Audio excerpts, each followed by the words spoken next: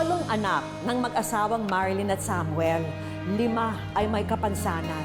Ang isa may depresya sa mata, habang ang 4 naman ay hindi pa rin malaman kung ano ang tunay na kondisyon.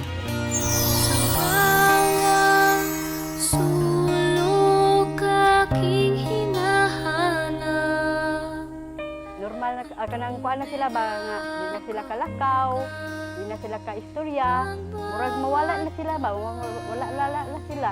Naabot sa akong kinabuhi kay mo magi akong palad. Dawat to akong gidawat.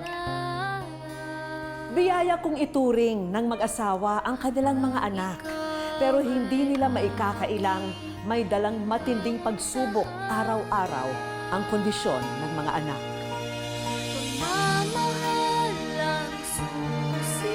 Pangarap na ko makauman og eskwela para matabang sa akong isuon sa akong magulang. Nara.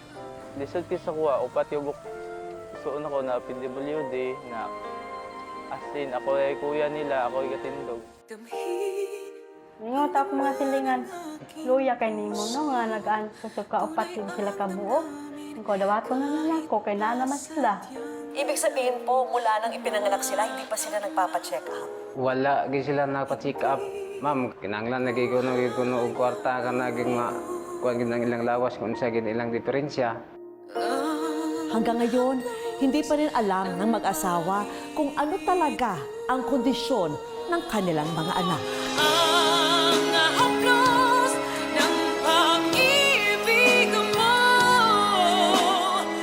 Ano nga kaya ang sakit ng magkakapatid? At may lunas pa kaya ito?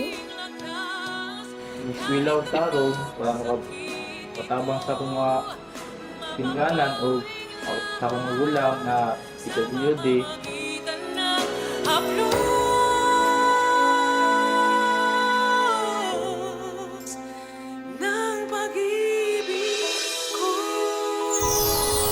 Abangan sa Wish Ko Lang ngayong Sabado, 4 p.m.